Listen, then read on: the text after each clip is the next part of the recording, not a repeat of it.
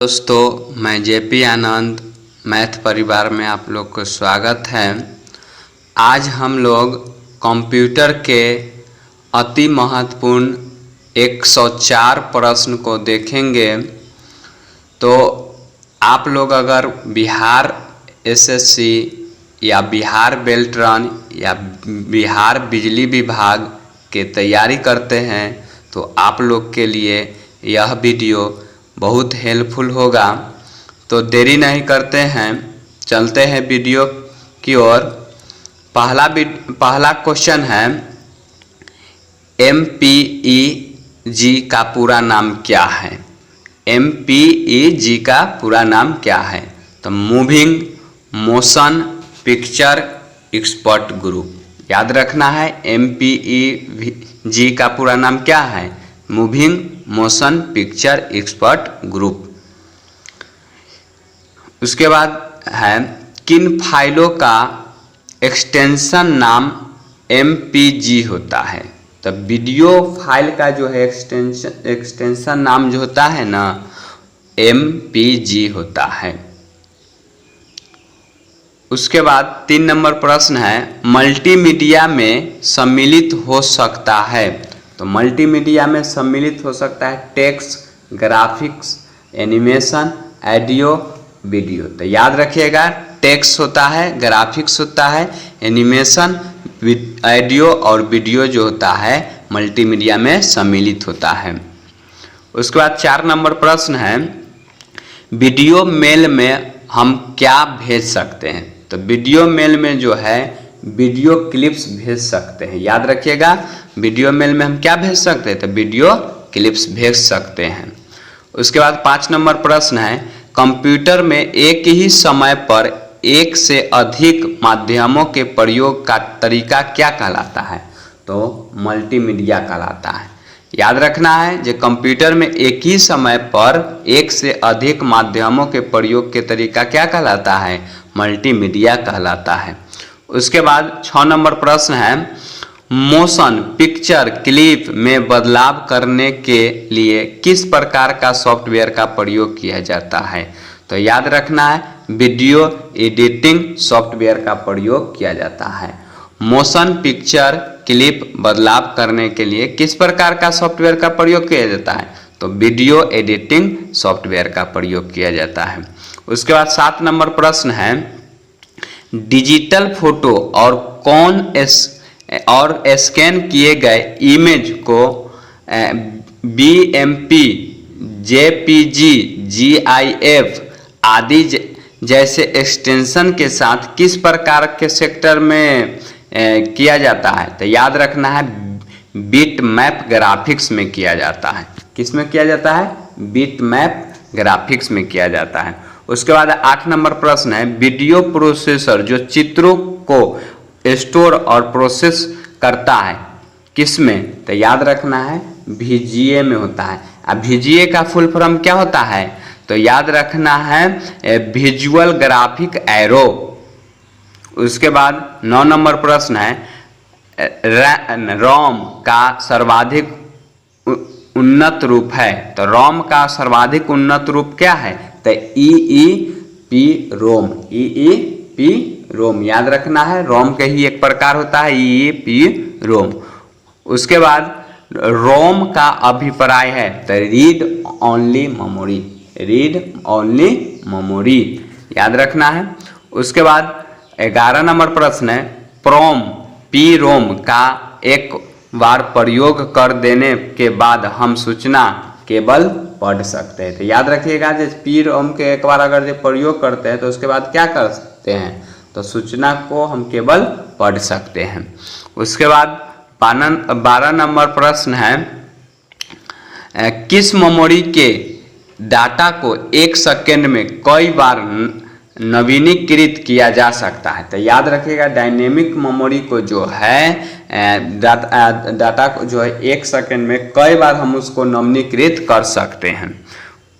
उसके बाद है 13 नंबर प्रश्न, कंप्यूटर सिस्टम हार्डवेयर द्वारा व्यवस्थित तीव्र महंगा और अपेक्षाकृत छोटा होता है तो कौन होता है? तो याद रखना है कैश मेमोरी जो होता है अब महंगा होता है, तीव्र होता है, लेकिन अपेक्षाकृत मेमोरी से छोटा होता है। उसके बाद 14 नंबर प्रश्न है, कौन सी computer memory non volatile memory का उदाहरण है? तो याद रखिएगा, रोम जो है नॉन वोलेटाइल मेमोरी का उदाहरण है।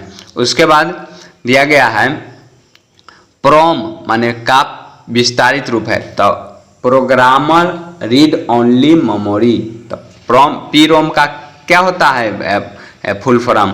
तो याद रखें, प्रोग्रामर रीड ओनली मेमोरी। उसके बाद 16 नंबर प्रश्न है, जब आप कंप्यूटर में किसी डॉक्यूमेंट पर कार्य करते हैं तो डॉक्यूमेंट अस्थायी रूप से स्टोर किया जाता है, तो किसमें अस्थायी रूप से स्टोर रहता है? तो याद रखना है रैम में होता है, और रोम में क्या होता है? तो अस्थायी रूप से स्टोर रहता है। उसके बाद 17 नंबर प्रश्न है, रैम। रैम क्या है? तो रैम टेम्पोररी तथा वोलेटाइल स्टोरेज एरिया है। तो याद रखिएगा, रैम क्या है?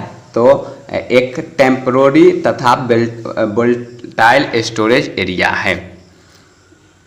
उसके बाद इसको बंद जब कर देते हैं ना, तो वो जो है अपने आप जो है गायब हो जाता है। तो याद रखिएगा, रैम को भी अगर जब हम कंप्यूटर को बंद कर देंगे तो जो है रैम में जो स्टोर किया गया डाटा जो है अपने आप गायब हो जाएगा। उसके बाद 18 नंबर प्रश्न है, रैंडम एक्सेस मेमोरी में होता है तो इलेक्ट्रॉनिक घटक माने रजिस्टर्स होते हैं जो डाटा स्टोर करता है। याद रखिएगा, रैंडम एक्सेस मेमोरी में होता है क्या?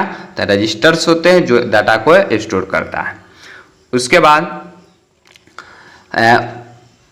परमानेंट इंस्ट्रक्शन जिन्हें ऑनलाइन किए जाने पर कंप्यूटर प्रयोग में लाता है और जिन्हें परिवर्तन नहीं किया जा सकता है या स्टोर किए जाता है, उसे क्या कहते हैं? तो याद रखना है रोम।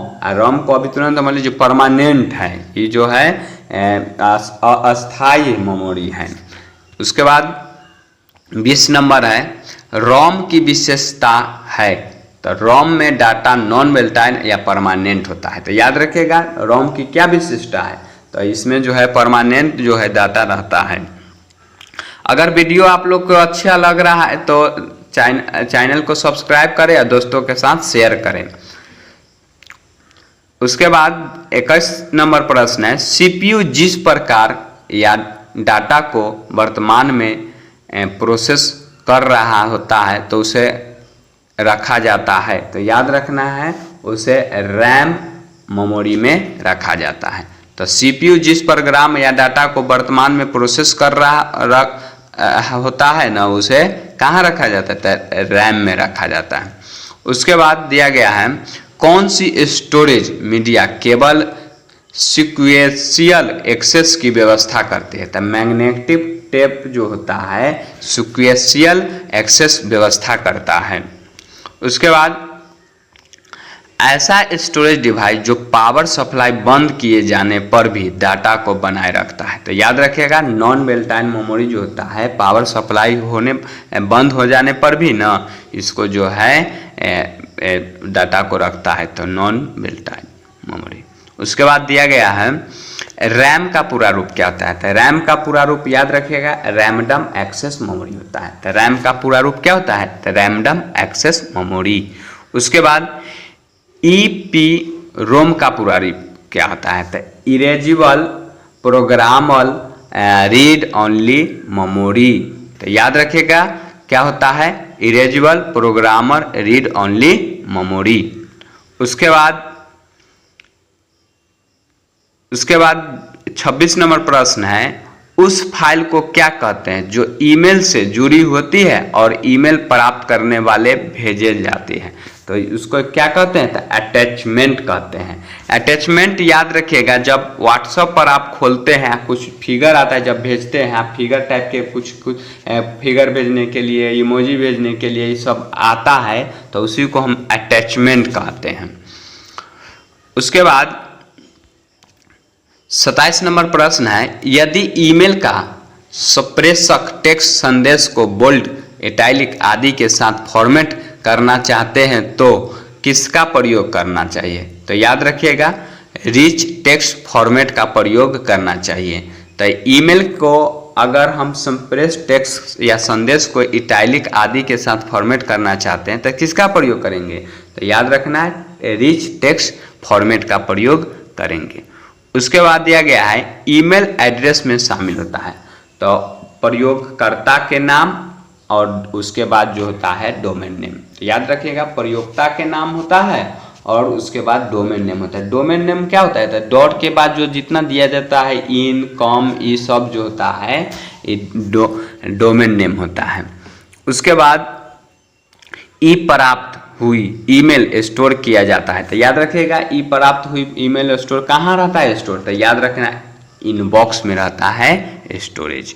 उसके बाद दिया गया है 30 नंबर प्रश्न, आपके ईमेल खाते को होस्ट करने वाले कंप्यूटर को क्या कहते हैं? तो ईमेल खाते को होस्ट करने वाले कंप्यूटर को क्या कहते हैं? तो ईमेल क्लाइंट कहते हैं। याद रखना है कि ईमेल खाते को होस्ट करने वाले को क्या कहते हैं? तो ईमेल क्लाइंट कहते हैं।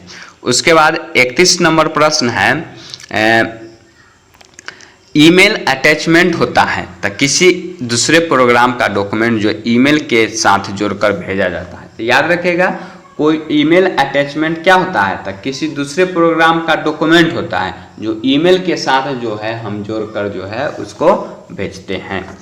उसके बाद दिया गया है अधिकांश ईमेल प्रोग्राम किस ईमेल के निम्नलिखित 2 भागों में अपने आप पूरा कर लेते हैं? तो याद रखिएगा फ्रॉम और डेट जो होता है ये दोनों भाग जो होता है अपने आप जो है पूरा कर लेता है।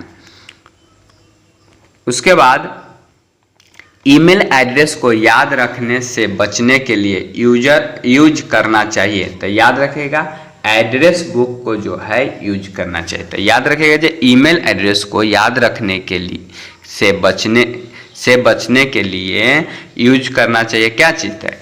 एड्रेस बुक का।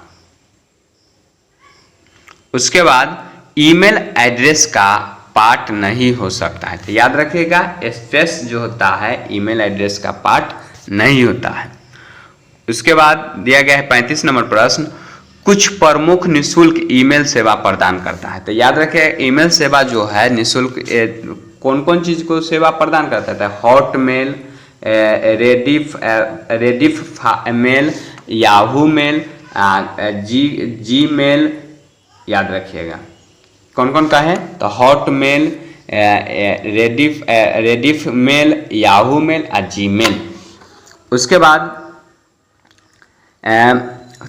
किसी ईमेल एड्रेस में होता है तो यूजर आईडी साइन का प्रयोग होता है। साइन करने का @ का प्रयोग होता है। ईमेल सेवा का नाम होता है। तो याद रखिएगा ईमेल सेवा प्रदाता का नाम होता है, यूजर आईडी होता है और @ का प्रयोग होता है। उसके बाद ईमेल का पूरा रूप है। तो याद रखिएगा ईमेल का पूरा रूप क्या है? इलेक्ट्रॉनिक मेल है। हम आप लोग के लिए चैप्टर बाय चैप्टर लाए हुए हैं प्रश्न। आप लोग सिद्धार्थ के साथ पूरा वीडियो देखिए। बिहार बिजली विभाग में जो है 20 नंबर का प्रश्न आता है, यहाँ से जो है लगभग 3-4 नंबर को आपको देखने के मिल जाएगा। तो पूरे वीडियो देखिएगा, छोड़कर नहीं जाइएगा। चलिए आगे बढ़ते हैं। 38 नंबर प्रश्न है सीसी क्या है? तो सीसी जो है ईमेल से अधिक व्यक्ति को एक ईमेल कार्बन कॉपी होता है। तो याद रखिएगा सीसी का फुल फॉर्म भी होता है कार्बन कॉपी। आई सीसी क्या होता है? तो कार्बन कॉपी होता है, याद रखिएगा। उसके बाद दिया गया है 39 नंबर प्रश्न, जब माउस को माउस पैड पर घुमाया जाता है तो कंप्यूटर स्क्रीन पर जो घूमता है उसे क्या कहते हैं? तो माउस पॉइंटर कहते हैं। तो याद रखिएगा जब माउस को माउस पैड पर घुमाया जाता है तो कंप्यूटर स्क्रीन पर जो घूमता है उसे क्या कहते हैं? माउस पॉइंटर कहते हैं। उसके बाद 40 नंबर प्रश्न है किसी ऑब्जेक्ट की प्रॉपर्टीज में जाने के लिए प्रयुक्त माउस टेक्निक है तो राइट क्लिक करना जरूरी है। तो जब हम राइट क्लिक बटन दाबेंगे तो जो है उसके प्रॉपर्टीज में हम जा सकते हैं किसी ऑब्जेक्ट के। उसके बाद 41 नंबर प्रश्न है ग्राफिक यूजर इंटरफेस में स्टैंड पॉइंटिंग डिवाइस के रूप में प्रयोग में लाई जाता है। तो याद रखिएगा, स्टैंड पॉइंटिंग डिवाइस के रूप में जो होता है माउस का प्रयोग में लाया जाता है। उसके बाद क्वेश्चन है, पहला कंप्यूटर माउस जिसने बनाया था। तो याद रखिएगा, माउस को किसने बनाया था? डगलस एंजल बर्ट ने। तो डगलस एंजल बर्ट ने माउस को बनाया है। उसके बाद यह एक पॉइंट या ड्राई पॉइंट डिवाइस है। तो माउस जो है याद रखिएगा पॉइंट या ड्रॉ डिवाइस है। उसके बाद माउस के दो मानक बटनों के बीच स्थित व्हील माने व्हील का प्रयोग होता है। तो याद रखिएगा, पेज को स्क्रॉल करने के लिए जो होता है व्हील का प्रयोग किया जाता है। तो माउस में जो व्हील होता है मतलब चक्का टाइप के होता है, उसको प्रयोग किस लिए किया जाता है? तो याद रखना है, पेज को स्क्रॉल करने के लिए किया जाता है। उसके बाद 45 नंबर प्रश्न है, इनमें से कौन चुंबकीय स्याही गुण पहचान का प्राथमिक उपयोगकर्ता है? तो याद रखिएगा, चुंबकीय स्याही गुण पहचान का प्राथमिक उपयोगकर्ता कौन है? तो बैंक जो है स्याही गुण के प्राथमिक उपयोगकर्ता है। उसके बाद OCR का पूरा रूप क्या होता है? तो याद रखिएगा, OCR का पूरा रूप क्या होता है? Optical character recognition. याद रखना है, ऑप्टिकल कैरेक्टर रिकोनाइजेशन। उसके बाद ट्रैक बॉल उदाहरण है। तो याद रखिएगा, पॉइंटिंग डिवाइस का उदाहरण है ट्रैक बॉल। ट्रैक बॉल किसका उदाहरण है? तो पॉइंटिंग डिवाइस का उदाहरण है। उसके बाद 48 नंबर प्रश्न है, एक प्रकार के कैमरा जो कंप्यूटर के साथ लगे रहते हैं, जिनका प्रयोग video conferencing, video chatting, live broadcast के लिए किया जाता है, वो क्या कहलाता है? तो याद रखिएगा, वेब कैमरा कहलाता है। देखिए, वेब कैमरा जो होता है आपके कंप्यूटर में जो लगा रहता है वही जो है वेब कैमरा कहलाता है। उसका प्रयोग हम लाइव करने के लिए करते हैं, चाहे वीडियो चैटिंग करने के लिए करते हैं। समझ गए? उसके बाद है 49 नंबर प्रश्न, स्कैनर स्कैन करता है। तो याद रखिएगा, पिक्चर और टेक्स्ट दोनों को। तो याद रखिएगा, पिक्चर और टेक्स्ट को दोनों को जो है स्कैनर स्कैन करता है। उसके बाद दिया गया है 50 नंबर प्रश्न, एक इनपुट उपकरण जो टेक्स्ट और पिक्चर को कॉपी करता है तथा उनकी प्रतिलिपि तैयार कर उसे मेमोरी में स्टोर करता है, क्या कहलाता है? तो स्कैनर कहलाता है। याद रखिएगा, जो इनपुट डिवाइस है, स्कैनर जो है इनपुट डिवाइस है, और टेक्स्ट को जो है और पिक्चर को कॉपी करता है, आप उसके कॉपी किए हुए प्रतिलिपि को तैयार करता है, फिर मेमोरी में स्टोर करता है। तो ये सब किसका काम होता है? तो स्कैनर का काम होता है। अगर आप लोग के वीडियो अगर अच्छा लग रहा है तो जल्दी से लाइक कर दीजिए, और नए हैं तो चैनल को सब्सक्राइब करें, ताकि आप लोग के लिए जो है ऐसा ही वीडियो हम लाएंगे। तो जल्दी से और लाइक करें। तो चलिए हम 51 नंबर प्रश्न चलते हैं।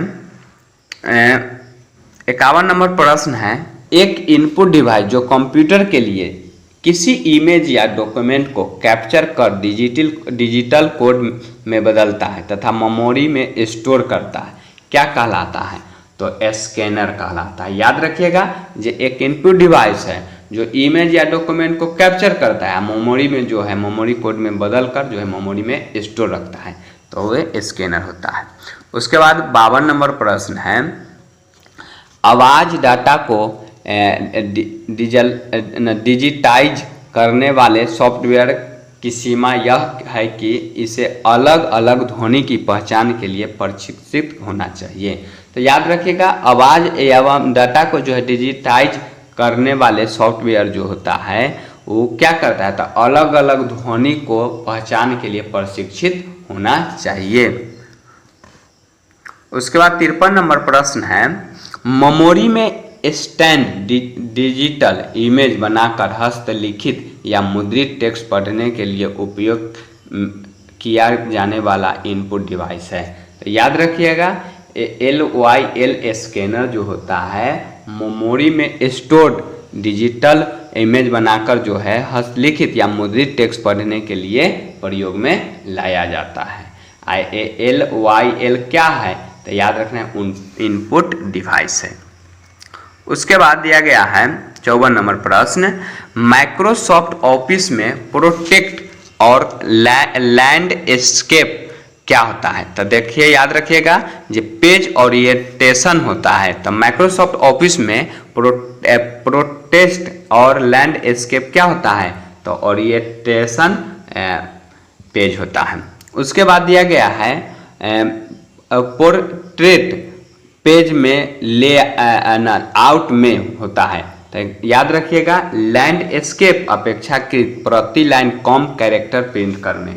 देखिए क्या होता है, पोर्ट्रेट क्या होता है, तो याद रखिएगा लैंडस्केप की अपेक्षा प्रति लाइन कम कैरेक्टर प्रिंट करना। उसके बाद 56 नंबर प्रश्न है, विंडो प्रोग्राम में किसी डॉक्यूमेंट को प्रिंट करने के लिए किस मेनू का प्रयोग करता है। तो विंडो प्रोग्राम में जो है किसी मेनू का प्रयोग जो है करते हैं, तो प्रिंट मेनू का प्रयोग हम करते हैं। उसके बाद 57 नंबर प्रश्न है, टेक्स्ट और अन्य डाटा को इस टेम्पोररी एरिया में स्टोर किया जाता है ताकि इसे उसी या किसी अन्य प्रोग्राम में किसी दूसरे जगह पेस्ट किया जा सकता है। तो क्या कहलाता है, तो याद रखिएगा वो जो है क्लिप बोर्ड कहलाता है। तो टेक्स्ट या अन्य डाटा को इस टेम्पोररी एरिया में स्टोर किया जाता है ताकि जो है उसी किसी अन्य प्रोग्राम में दूसरे जगह पेस्ट किया जा सकता है, तो क्लिप बोर्ड में होता है, याद रखिएगा। उसके बाद किसी डॉक्यूमेंट को एडिट करने का अर्थ है, तो डॉक्यूमेंट को अपना बनाया या पहले से मेमोरी में सेव है उसे पढ़ना और फिर उसमें परिवर्तन करना या गलतियों को ठीक करना। तो डॉक्यूमेंट को एडिट करने का यही अर्थ है कि जब उसमें कोई चीज़ डालें तो चाहे एडिट किए तो उसको हम फिर जो है उसको हम गलती को सुधार सकते हैं, चाहे फिर से हम उसको पढ़ सकते हैं, तो याद रखना है। उसके बाद दिया गया है डेल कमांड का प्रयोग किया जाता है। तो याद रखिए डेल कमांड का प्रयोग किस लिए किया जाता है, तो सेलेक्टेड आइटम को डिलीट करने के लिए। तो डेल कमांड का प्रयोग किस लिए किया जाता है, तो सेलेक्टेड आइटम को जो है डिलीट करने के लिए किया जाता है। उसके बाद 60 नंबर प्रश्न है, एक प्री डिजाइन डॉक्यूमेंट जिसमें फ्रंट लेआउट तथा बैकग्राउंड होता है क्या कहलाता है, तो टेम्पलेट कहलाता है। याद रखिएगा जो एक प्री डिजाइंड है जिसमें डॉक्यूमेंट फ्रंट लेआउट बैकग्राउंड होता है उसे क्या कहते हैं, तो टेम्पलेट कहते हैं।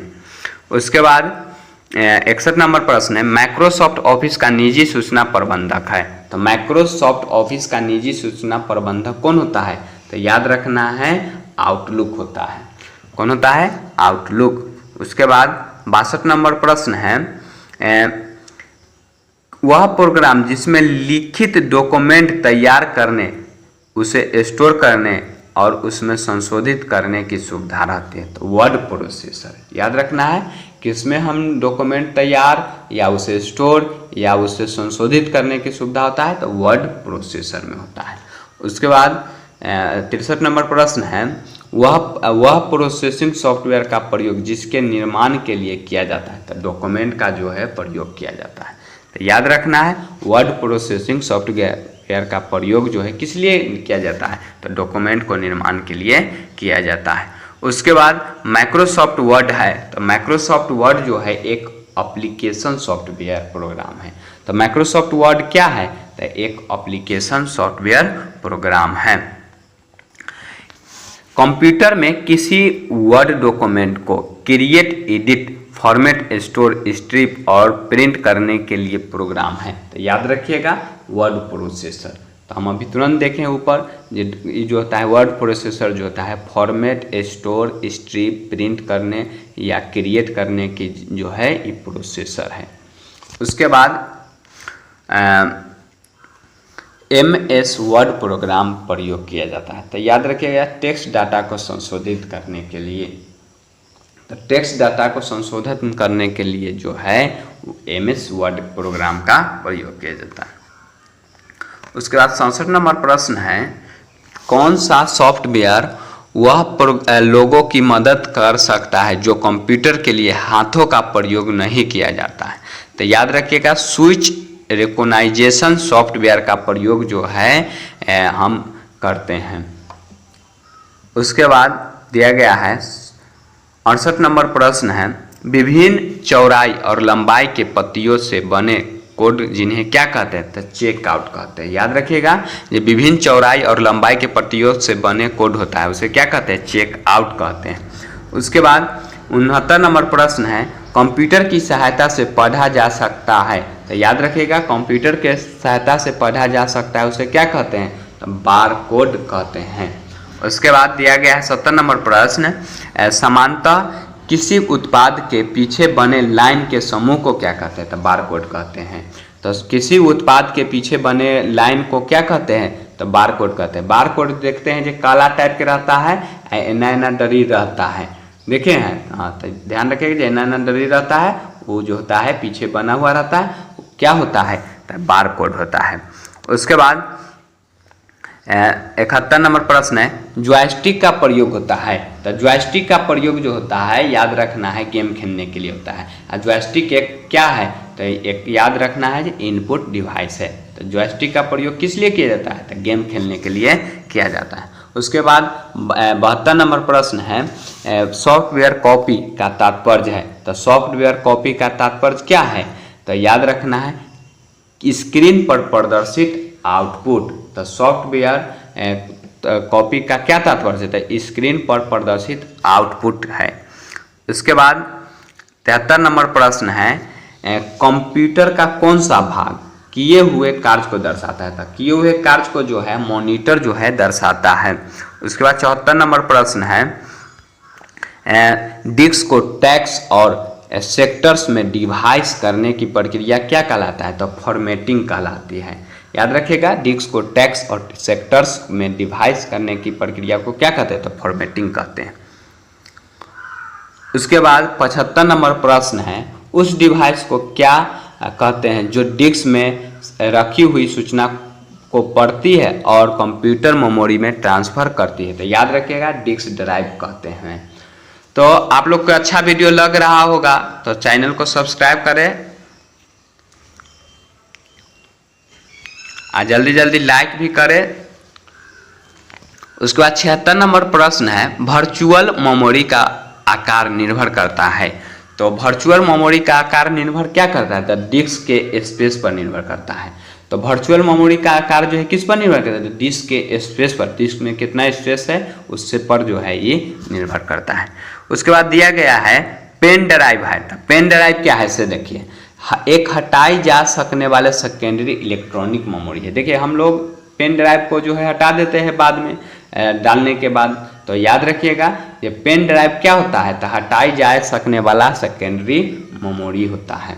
उसके बाद 78 नंबर प्रश्न है, कंप्यूटर की मेमोरी में सेव किए और डॉक्यूमेंट को ढूंढने देखने के लिए उसे स्क्रीन पर लाना क्या कहलाता है। तो याद रखिएगा, रीस्ट्रीव कहलाता है। तो कंप्यूटर में मेमोरी में सेव किए डॉक्यूमेंट को ढूंढकर देखने के लिए स्क्रीन पर लाने के क्या कहलाता है, तो याद रखिएगा, स्ट्रीव कहलाता है। उसके बाद 79 नंबर प्रश्न है, स्टोरेज की कम जगह में अधिक डाटा या फाइलों को स्टोर करने के लिए उपयोग में लाया जाता है। तो याद रखना है, फाइल कंप्रेशन का जो है प्रयोग में लाया जाता है। उसके बाद 80 नंबर प्रश्न है, कंप्यूटर के इस मेमोरी की विशेषता है प्रति बिट स्टोर करने की कम लागत सेकेंडरी मेमोरी। तो याद रखना है, कंप्यूटर के इस किस मेमोरी को क्या विशेषता है, तो प्रति बिट स्टोर करने के कम लागत जो होता है सेकेंडरी मेमोरी में होता है। उसके बाद 81 नंबर प्रश्न है, बैकअप का अर्थ है।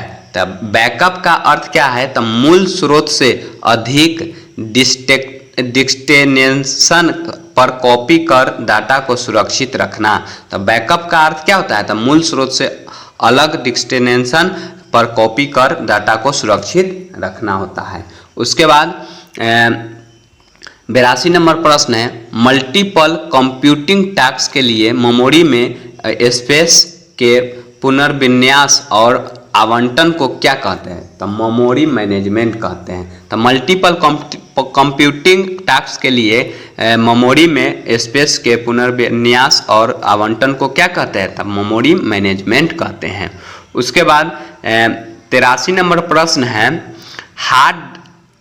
हार्ड ड्राइव या अन्य किसी मेमोरी डिवाइस द्वारा डाटा की स्थिति का पता लगता है, तो याद रख लगने वाले समय क्या कहलाता है? तो एक्सेस टाइम कहलाता है। तो हार्ड ड्राइव या अन्य किसी मेमोरी डिवाइस द्वारा डाटा को स्थिति को पता लगाने में जो समय लगता है उसे क्या कहते हैं? एक्सेस टाइम कहते हैं। उसके बाद 84 नंबर प्रश्न है, सेव या सेव एज कमांड के लिए कौन सा मेनू चुना जाता है? तो फाइल मेनू चुना जाता है। तो याद रखिएगा, सेव या सेव एज के लिए कौन सा मेनू चुना जाता है? तो फाइल मेनू चुना जाता है। उसके बाद 85 नंबर प्रश्न है, किसी डॉक्यूमेंट को पहली बार सेव करने के किस ऑप्शन का प्रयोग करते हैं? तो किसी डॉक्यूमेंट को पहली बार प्रयोग करते हैं तो उसको जो है सेव एज का प्रयोग करते हैं। उसके बाद गटर मार्जिंग क्या होता है? तो गटर मार्जिंग जो होता है, प्रिंट करते समय पेज की बाइंडिंग साइड में जोड़ा गया मार्जिंग। तो याद रखिएगा, गटर मार्जिंग क्या होता है? तो प्रिंट करते समय बाइंडिंग साइड में जोड़ा गया मार्जिंग होता है। उसके बाद 87 नंबर प्रश्न है, मौजूदा डॉक्यूमेंट को किसी भिन्न नाम से सेव करना क्या कहलाता है? तो सेव एज कमांड कहलाता है। तो याद रखना है, जो मौजूदा डॉक्यूमेंट को जो है भिन्न नाम से सेव करना क्या कहलाता है? तो सेव एज कमांड कहलाता है। उसके बाद दिया गया है 88 नंबर प्रश्न, किसी डॉक्यूमेंट को प्रिंट करने के लिए बोर्ड कमांड है। तो प्रिंट करने के लिए याद रखना है Ctrl+P का प्रयोग होता है। उसके बाद 89 नंबर प्रश्न है, प्रिंट आउट लेने से पहले डॉक्यूमेंट को देखने के लिए प्रयोग करते हैं। तो प्रिंट प्रीव्यू का प्रयोग करते हैं। तो याद रखिएगा, प्रिंट आउट करने से पहले जो है देखते हैं तो उसका प्रयोग किसका प्रयोग करते हैं? तो प्रिंट प्रीव्यू का प्रयोग करते हैं। उसके बाद 90 नंबर प्रश्न है, किसी डॉक्यूमेंट को प्रिंट करने के लिए कौन सा मेनू सेलेक्ट किया जाता है? तो किसी डॉक्यूमेंट को प्रिंट करने के लिए कौन सा मेनू का प्रयोग करते हैं? तो फाइल मेनू का प्रयोग करते हैं। उसके बाद 92 नंबर प्रश्न है, 91 छूट गया है, तो 92 दिया गया है। तो देखिए 92 जो है नंबर प्रश्न है, किसी डॉक्यूमेंट में मार्जिन निर्दिष्ट करने के लिए सेलेक्ट करें। तो क्या करते हैं?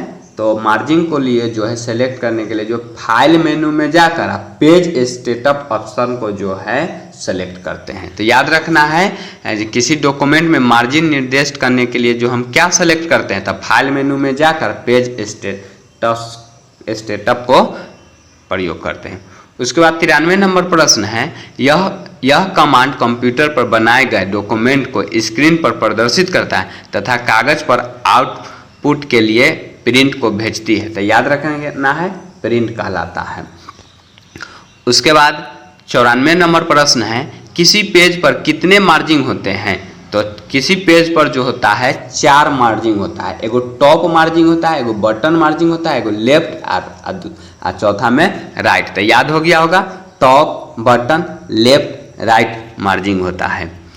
उसके बाद 95 नंबर प्रश्न है, किसी डॉक्यूमेंट में पिक्चर या टेक्स्ट आदि डालने के लिए प्रयोग किया जाता है।